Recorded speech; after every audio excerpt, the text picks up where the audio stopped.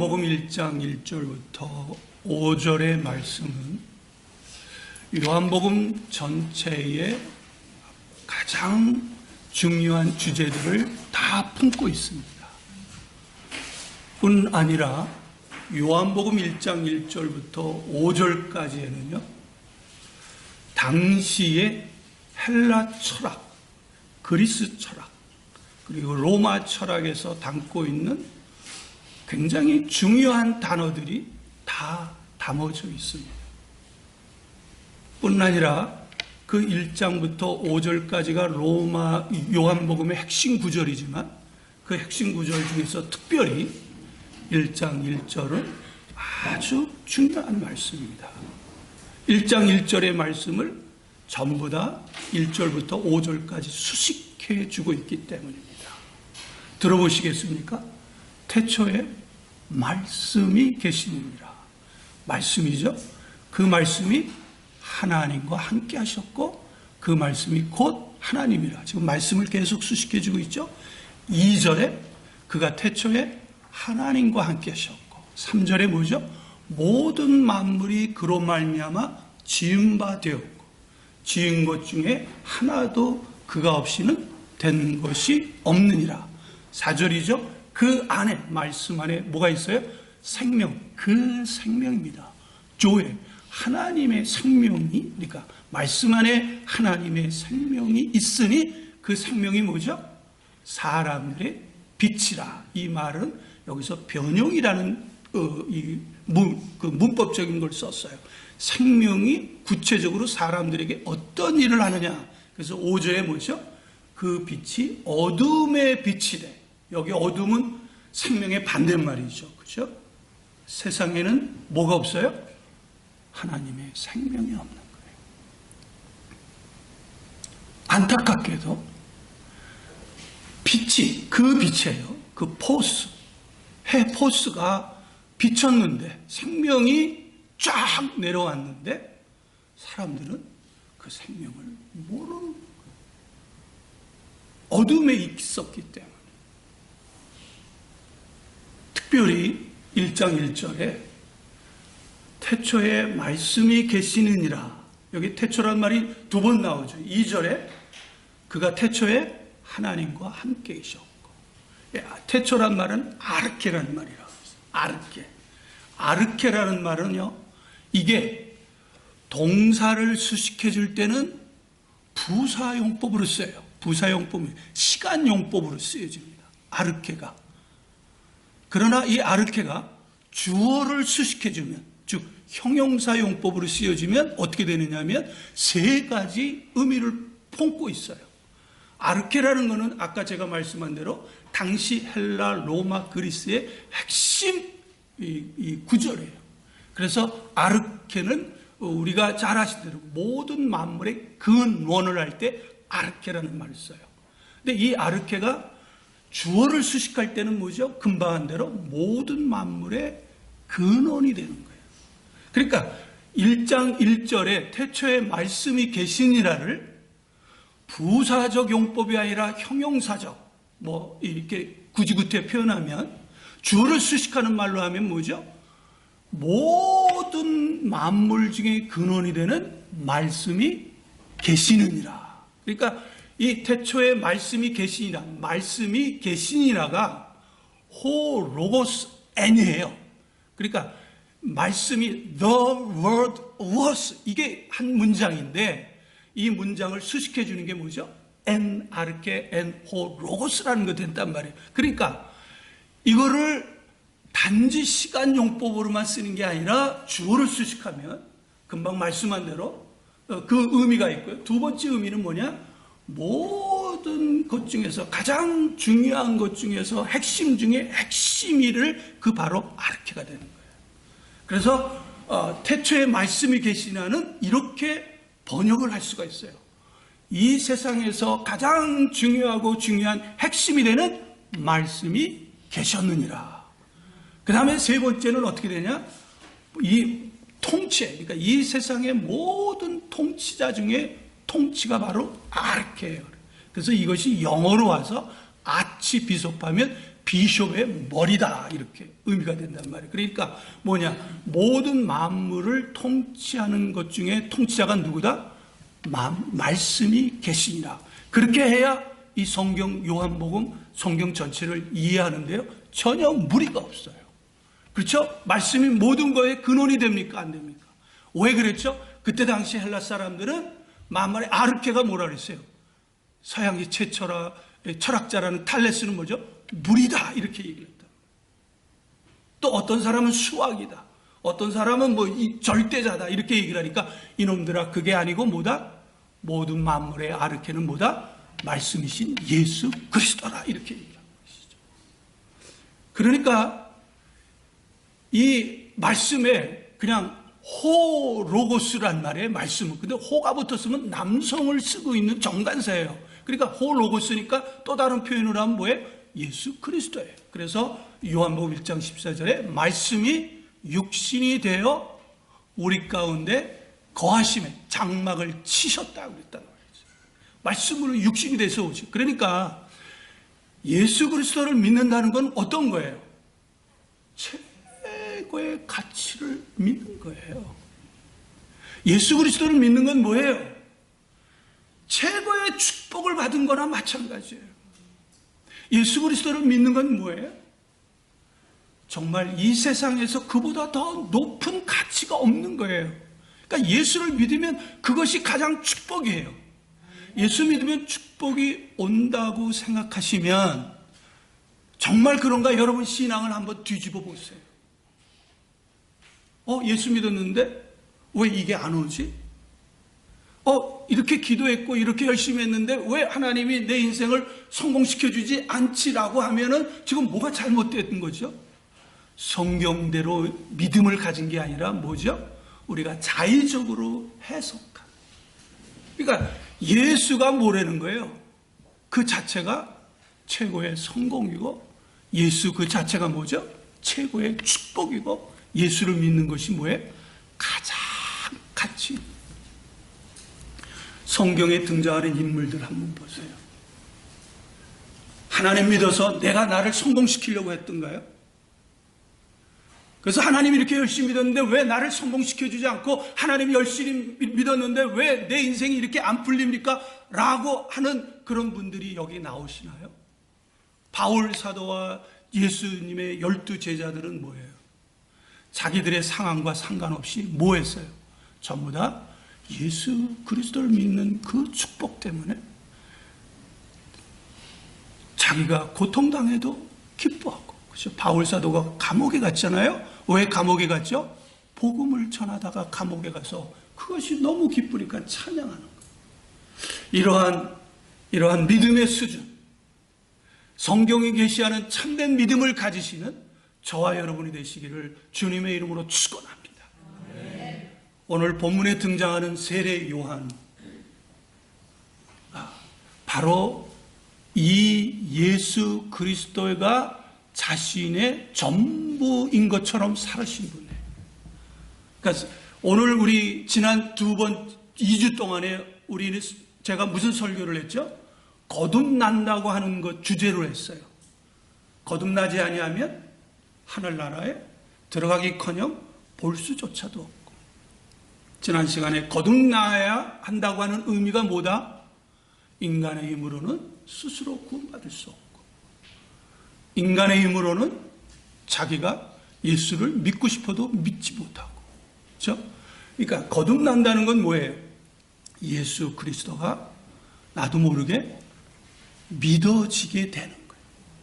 믿어지게 되는 거예요. 내가 믿은 게 아니에요.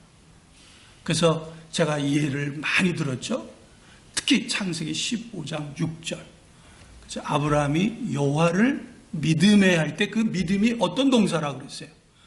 히필, 이 사역동사면서 수동태예요.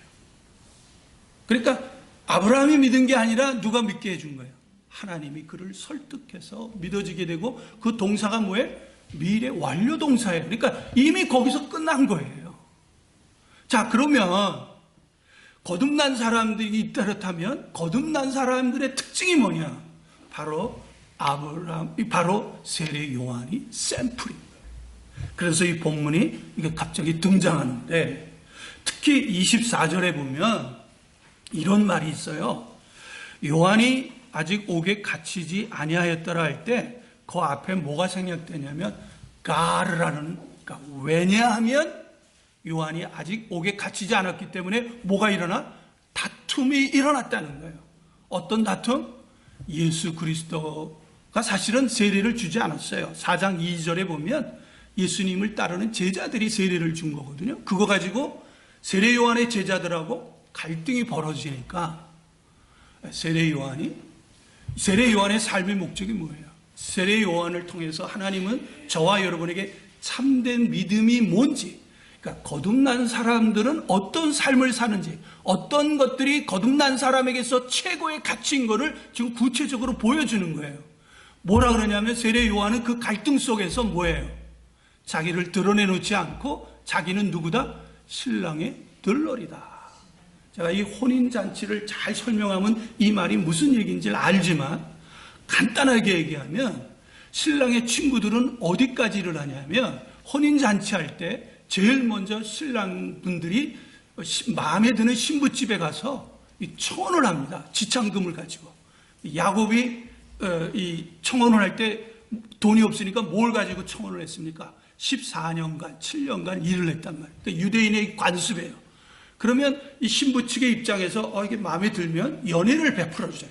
그 연회를 베풀는데 거기서 끝난 게 아니에요. 마지막에 신랑이 포도주를 따라줍니다. 그래서 신부가 될 사람이 그거를 마시면 승낙이 되는 거고, 안 마시면 끝나는 거예요. 그 마시고 나서 신랑이 뭐라고 그러냐면 징표를 줍니다. 뭐 드라크마라든지 여러 가지 거를 주는데 중요한 거를 줘요. 그러면서 약속을 합니다. 내가 거처를 만들고 다시 오겠다. 여러분들이 이 혼인잔치를 생각하면 뭐를 생각하면 돼요? 요한복음 14장. 내 아버지 집에 거할 것이마니 내가 가면 너희를 위해 거처를 만드니. 그러니까 이게 혼인잔치가 전부 다 연결된 거예요. 그리고서는 이제 신랑이 되는 집에 가서 이제 신부 살 집을 만들어놔요. 이제 만들고 되게 그 단계를 정혼 단계라고 그래요. 그러니까 같이 안 살죠. 그러는데 언제 이제 데리러 가느냐? 그건 아버지 마음, 신랑 아버지 마음. 그러니까 아무도 몰라. 신랑도 몰라, 신부도 몰라. 그러니까 신부는 뭐 하느냐? 항상 기다려야 돼. 그래서 베개 말에 신랑이 온다 하면은 입고 올 세마포 옷을 준비를 하는 거예요. 그러니까 뭐가 좀 이해가 되죠? 그러니까 내 아버지만이 안다 마지막 날에 그런 것처럼. 그러면서 데려갈 때 그때 신랑 친구들이 들러리를 하는 거죠. 계속 가면서 이렇게 가게 되면서, 그리고 신랑의 들러리들은 언제까지냐? 신랑이 왔다 막 소리를 지고 이 샤베르 이렇게 나팔을 붑니다. 야, 신랑이 왔다. 그러니까 언제 올 줄 모르는데 그걸 딱 들으면 신부집에서 그때부터 준비를 하는 거예요. 근데 대개 이때가 저녁 때가 돼요. 왜냐하면 그 지역이 너무 더우니까. 그러니까 들불을 켜는 거죠. 등불을 킨단 말이에요. 그럴 때 이 신랑 되시는 사람, 들러리들은 신랑을 누구한테 인계를 해요? 신부를 맞이하면 신랑이 기쁠 거 아니에요. 신부를 맞이했는데 기뻐하지 않으면 이게 something wrong, 이게 뭔가 잘못돼. 얼마나 기쁘겠어요. 그죠? 저 친구들은 아직 결혼 안 해봐서 몰라. 결혼할 땐 너무 좋다. 결혼 생활은 조금 고달퍼. 근데 결혼식은 너무 행복한 거야. 막 입이 찢어져. 입을 다물 수가 없어, 그냥. 결혼해서 살라고 입을 벌리라 그러면 안 벌려지는데 결혼식 때는 굉장히 막 입이 막 벌어진단 말이에요. 그때 신랑의 들러리들은 신부를 인도하고 뒤에 신부집에서 이렇게 여러 가지 일들을 하면서 뭐해?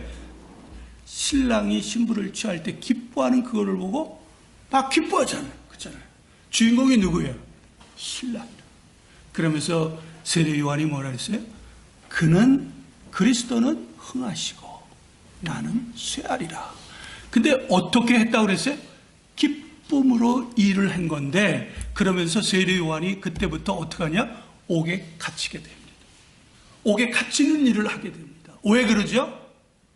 왜 그러죠? 예수 그리스도를 흥하게 하기 위해서 세례 요한을 마치 선지자나 마치 메시아로 착각해서 자기를 따라오는 제자들의 관심을 누구에게 가게 하기 위해서요? 예수 그리스도에게 집중시키기 위해서. 그래서 예수님을 드러나기 위해서 어떻게 해요? 옥에 갇히는 거예요. 그래서 마가복음 1장을 빨리 한번 찾아볼까요? 이 의미 많은 의미가 있지만 그래도 마가복음 같이 한번 읽어봅시다. 14절입니다. 제가 읽겠습니다. 요한이 잡힌 후에 예수께서 갈릴리에 오셔서 하나님의 복음을 전파하시니. 자, 쉽게 얘기하면 거듭난 사람의 특징은, 제가 성경을 여러 가지 생각을 다 해봤어요. 12제자들을 추적해봤어요. 예수 믿는 사람들을 추적해봤어요. 거듭난 사람들은 죄를 안 짓고 살까요? 죄를 한 번도 안 졌을까요? 그러면 로마서 7장에 바울 사도가 오라 나는 공고한 사람이로다. 이 사망의 법에서 누가 나를 구원하냐. 왜 그랬죠? 마음은 죄를 안 짓기를 원하는데 육신은 죄를, 마음으로는 법을 따르는데 죄를 지으니까, 은혜를 받고도 죄를 지으니까. 사도 바울은 안 싸웠나요? 자기를 이스라엘 12제자들, 제자들에게 소개시켜주지 바나바에게도 싸웠잖아요. 그럼 거짓말 안 했나? 쭉 봤더니 우리랑 쌤인데, 그런데 하나 우리랑 다른 건 뭐냐? 그리스도를 흥왕하게 하는 삶을 살았어요. 그러니까 오늘 두 분, 특히 우리 1주년을 맞이하는 우리는 누구를 위해 살아야 돼요? 거듭난 신앙이 되면 예수 그리스도를 흥하게 하는 사역을 하셔야 됩니다. 봉사를 하더라도 나를 드러내는 것이 아니라 예수 그리스도를 드러내기 위해서 봉사를 해야 되고, 구제를 하여도 내 이름을 드러내고 나를 자랑하고 내가 선한 사람이라는 것을 자랑하게 한 것이 아니라 예수 그리스도를 드러내기 위해서 봉사를 하는 거예요. 할렐루야. 기도를 해도 그 기도 속에 뭐가 남아야 돼요? 40일 금식해도, 40일 동안 기도하여도, 1000일 동안 기도하여도 거기에 뭐가 나와야 돼요? 예수 그리스도가 남아야 되는 거예요.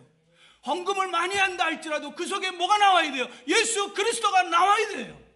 왜 예수를 믿었는데 왜 이렇게 충성했는데 내 삶이 이렇게 지저분하냐고 이렇게 얘기할 자격이 없어요. 그러니까 시험 들 자격이 있어요, 없어요? 저를 쳐다보세요.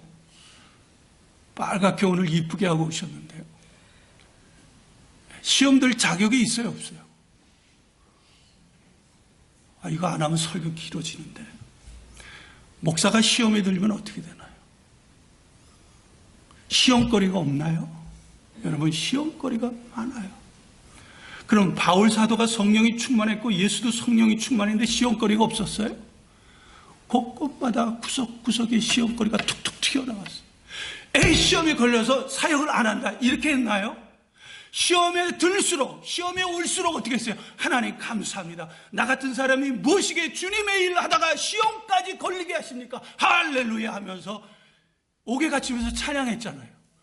여러분, 만약에 이렇게 열심히 개척교회 하다가 시험 걸려가지고 아니면 잘못해가지고 감옥에 들어가서 그러면 어떻게 할 거예요? 그럴 리는 없지만, 이게 뭡니까? 개척교회 했는데 이게 시험 걸리면 이게 하나님 믿어도 별 수 없네요, 이럴 겁니까? 아니면 어떻게 할 겁니까? 그러니까 시험 걸릴 아멘 하셔야 설교가 빨리 끝납니다. 두 분은 특히 시험 걸릴 자격이 있다 없다? 별로 저는 그래도 조금 시험 걸릴 그 정당한 이유가 되면 시험 걸리려고 그러는 모양이죠. 시험 걸릴 정당한 이유가 없어요. 왜? 저와 여러분은 거듭났기 때문에. 거듭난 사람들의 믿음은 뭐냐? 예수 그리스도가 전부예요. 그리고 이거는요, 아까 요한복음 1장 1절 했지만 그거는 최고의 축복이에요. 우리가 예수를 위해 산다고요? 이거 얼마나 엄청난 축복인지 몰라요. 예수 그분 자체가 성공이에요. 예수 그분 자체가 축복이고 예수 믿는 그 자체가 승리한 거예요. 최고의 행복이에요. 그래서 여러분이 예수 거듭났을 때 마음이 어땠어요? 돈이 없었지만 마음이 행복하지 않았던가요? 그러니까 우리 모두는 그렇지만 특히 두 분은 시험 걸리지 와더라도 하나님, 나 같은 사람이 무엇이길래 이렇게 시험거리를 주셨습니까? 감사합니다. 아무도 걸려 넘어질 시험거리를 하나님께서 허락해 주지 않는다 그랬잖아요. 그래서 시험이 세게 오면 올수록, 주님의 일을 하면 할수록은요, 마귀가 가만 내버려두겠어요? 바울 사도 보세요. 끝까지 쫓아다니잖아요. 복음 전할 때 막 사람들이 쫓아다니고 돌로 치고 막 옥에다 집어넣고, 그래도 어떻게 했어요? 할렐루야 있잖아요. 찬양. 우리 이러한 이 믿음, 다시 말하면 예수를 믿으면 복이 온다는 신앙의 이 패러다임에서 예수 믿는 그 자체가 최고의 축복이라고 믿으시기를 주님의 이름으로 축원합니다. 감사합니다. 고맙습니다. 성경에 게시된 믿음이 무엇인지 오늘 이 시간에 특별히 거듭난 사람들의 특징이 무엇인지 알게 해주심을 진심으로